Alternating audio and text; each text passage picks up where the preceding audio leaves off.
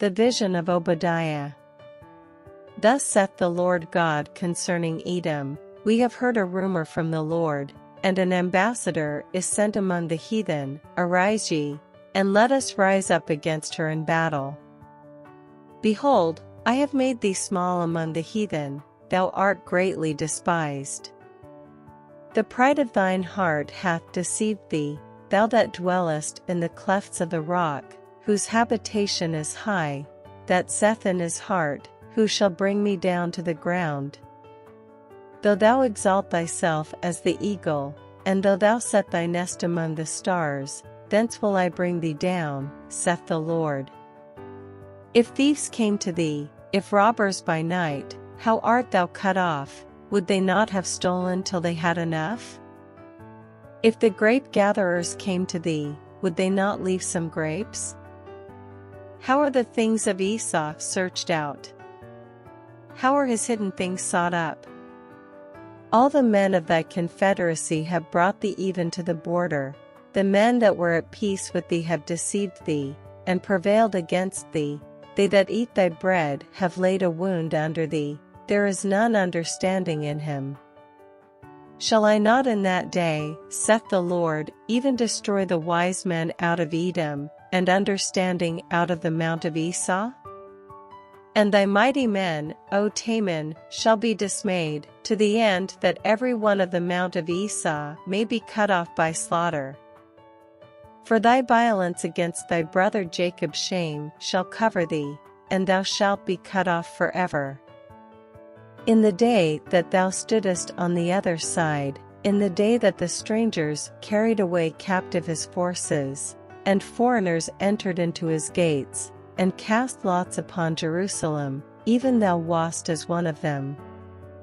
But thou shouldest not have looked on the day of thy brother in the day that he became a stranger, neither shouldest thou have rejoiced over the children of Judah in the day of their destruction, neither shouldest thou have spoken proudly in the day of distress.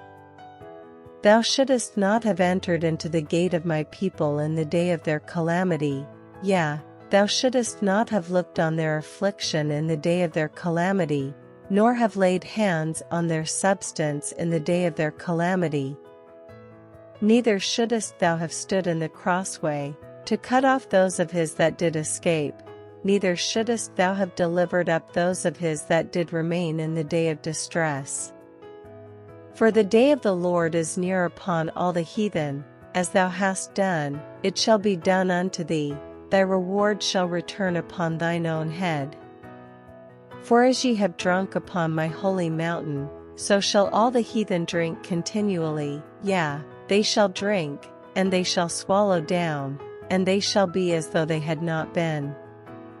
But upon Mount Zion shall be deliverance, and there shall be holiness, and the house of Jacob shall possess their possessions. And the house of Jacob shall be a fire, and the house of Joseph a flame, and the house of Esau for stubble, and they shall kindle in them, and devour them, and there shall not be any remaining of the house of Esau, for the Lord hath spoken it.